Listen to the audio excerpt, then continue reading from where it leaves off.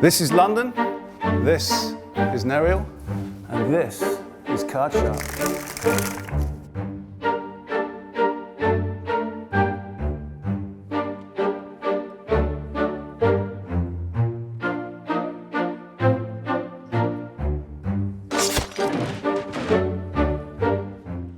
If I understand correctly, you two met somehow. Yeah, we were neighbors in Madrid. It's thanks to Nikolai I discovered indie games because I didn't even knew indie games existed. It was like 10 years ago. He told me about a project he was working. It was a pinball game. It's nothing to do with Card Shark. And he told me, do you think it can become a commercial game? Like, do you think it's interesting? I said, no, like, I don't think there is any future in this. But I asked him, do you have any other project? And he started talking to me about Card Shark, like the concept of a cheating game. And I think, oh, it could work a little bit like a WarioWare. And I found it like very exciting. That's how everything started. Nikolai's Card Shark idea came together with your idea of what the narrative could look like, and it was this serendipitous meeting of ideas. Well, both ideas mixed, if you want, or match the idea of cheating at cards and the 18th century France. Basically, that's the idea that you got a real decaying order, social order in France, like with the aristocracy that's definitely going to its terrible end, and the society in turmoil. And basically, you are at a point where a lot of things are possible. There's a lot of idea, a lot of evolution, if you want. But at the same time, nothing changed. Like you can't skip to a high place in society. So the only way is to cheat, basically, and that's a bit what we try to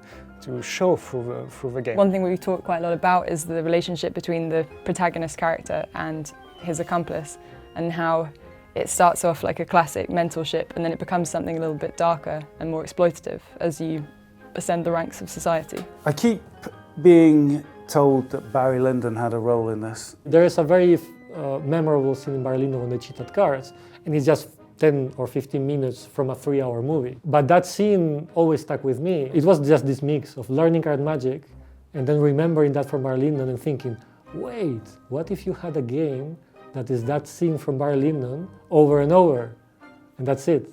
Beyond the card cheating scene that you have in the game, it's the whole atmosphere that's interesting in this movie. Like the fact that it's never white nor black. He's a bit cheating, he's a bit honest, but he's also a bit of a liar. That's what we wanted in the game. We wanted this atmosphere. It's also an aesthetic dimension to the movie that's very interesting. The lighting is very important, so we wanted to recreate that sort of feeling in the game.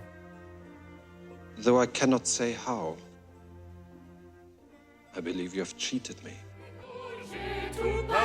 Mais son coup a manqué grâce à nos canonniers.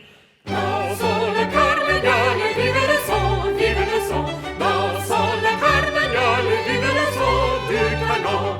I understand that you have produced a huge amount of content. Yeah. How did you do it all on your own? I did get a bit of help. Oh, you see, they didn't tell me this. Yeah. Oh. But I mean, I was involved in every single image.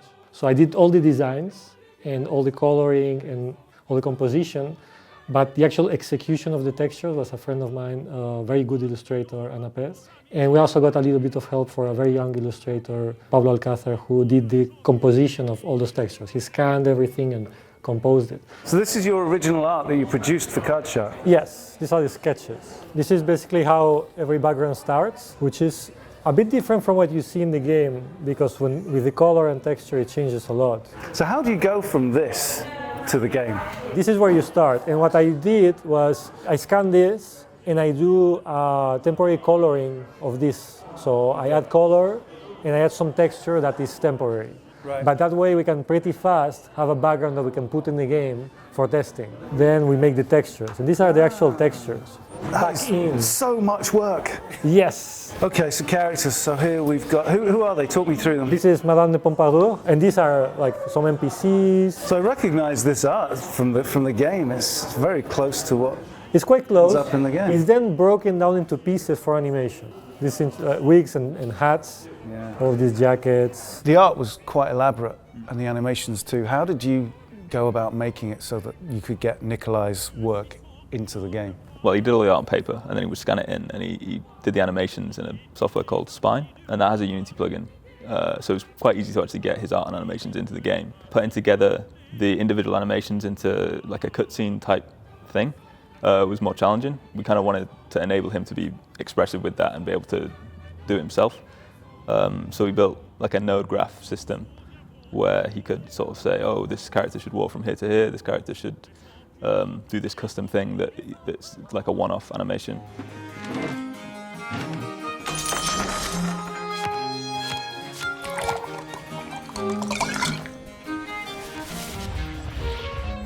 What did you have to do to turn the cheats that Nikolai was bringing to you into working gameplay? So the way we proceed is I ask Nikolai to make me animation for every trick with the idea, like how do you imagining to interact? And from this I try to translate it to something will work with a mouse or a controller. And after, like, I had the idea of to have this time pressure, a little bit like WarioWare. So I try to gamify a little bit something with physical, something analogical to make it fun, because it's my work to try to make things becoming fun. And it was very complicated at the beginning, because how do you create this tension? How do you don't make it too difficult to learn? It's not just about smashing A or B, like you really need to try to learn a different move, and you need to understand what you are doing. So it's relatively demanding for the player, I think, to play this game, but it's also rewarding. Well, you mentioned before the mini games, and somebody else said the words WarioWare the other day. Yeah. Was there some of that spirit in the way that you constructed the games? It was definitely something Arno would bring up a lot. Is you know, oh, okay, this is kind of hard to teach, but WarioWare gets away with just putting one word on the screen. So like, we need to be closer to that. I mean, when I joined, I sort of was discussing like, okay, what is the game that we're playing here? We're playing cards. What is it? Poker? What is it? And then Nikolai and Arno were like, no, we need to have some kind of like abstract thing there, because if we try and get the player to understand too much of a system, then it's not a mini game anymore. Because the game is not about playing cards. No, it's about cheating. Yeah. So you don't actually play a card game in the game, do you? Yeah, it's not even clear which game they're playing. It doesn't matter. It doesn't matter. A lot of the game is creating the perfect conditions to cheat, and manipulations and ways you can influence the course of the game. You never play poker, for example. You will play at cheating at poker, at stacking the cards, how you manipulate the game to give good cards to your accomplice in a way. All the techniques you can use to give advantage to one player. If you fail, you will lose the round and you end up in jail, or you are being killed. Or a duel. Or a duel. Oh, duel? Yes. I presume there are duels in Card Shark. We got pistol duel and sword duel. Yeah.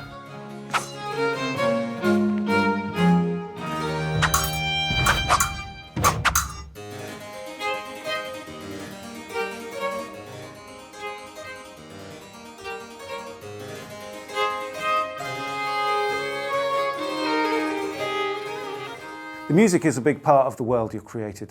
I knew Andrea, like the composer, because I was playing board games with him, and he makes the music of the game called Astrologaster, and I really like, because it's actually very funny and classical, but there's a lot of humor in the music. So I talked with him and I explained him the concept of the game. And surprisingly, he specialized in Baroque music, is what he studied when he was at school, and he really liked that. And the girlfriend of Andrea is actually a violinist, and she also liked a lot this period.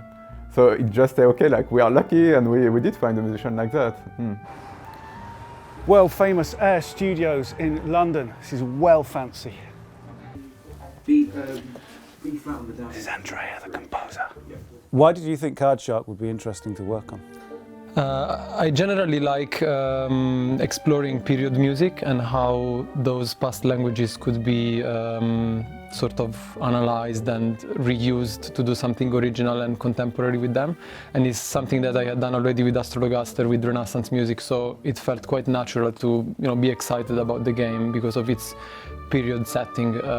And also I thought the first few images that I saw were beautiful, and yeah, basically the artwork done by Nikolai was also one of the main inspirations.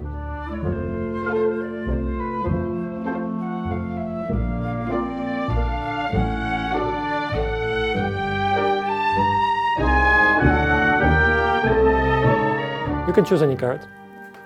Okay, yep, that one. Make sure to remember it. Yep. It's a big card. I'm not gonna look. I'm just gonna lose it somewhere in the middle. Okay. And now, just do like this. Did you hear that? I did. You know what it is? The sound of elves moving my card from one part of the patch to Exactly. another. Exactly, look. Oh my. How did you do that? You put it on the bottom. Now, hold your hands like this. I'm gonna give you your card. You're gonna hold it tight, because I'm trying to do something sneaky. So don't make it too easy for me, or it's not gonna be fun. You see, I have here 4 of spades. This is the second card on the deck right now. The first card on the deck was your Queen of Hearts, I think? Yes. I made your card rise up, right? Yes. And this is the second. But what happens if I take the second and make like this? Yeah. This is technically now the first card of the deck, because it's higher. Did you feel your card travel from between your hands up here? I felt something weird. You felt something weird? I'm not sure what it was. Look. Oh, what? Look at the card in your hands. Show it. Jesus.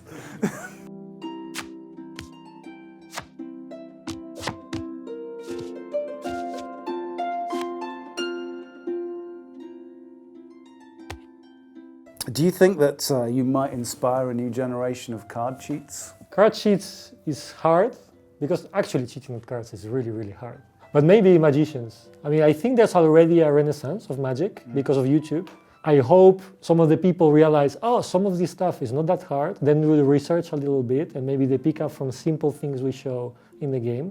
And then they look for other tricks, other things they can do, and they pick it up just as a hobby. Card Shark seems to be something of a niche idea, in a way. A little bit. I mean, no one's really done anything a game where you just learn how to cheat at cards before. If you try something that's not been done before, there's a good chance it's gonna work in some capacity, because no one tried it before, so why not, you know? I mean, there's a good chance it could work, by accident or chance. Yeah, we've but not found like a pile of failed similar games, so hopefully. Do you think people are going to get it? I think so. I mean, interestingly, I had a conversation with a man who was replacing my boiler recently, and he saw my setup, and he said, oh, gaming room. I was like, well, actually, I make games. And he was like, oh, great, what are you working on? I'm like, well, it's a kind of 2D narrative game set in 18th century France where you've got to cheat at cards. And he went, I like games with guns and footballs. So you didn't convince the boiler repairman then? Okay, yeah. I think the appeal of the game to draw people in is going to be the art initially.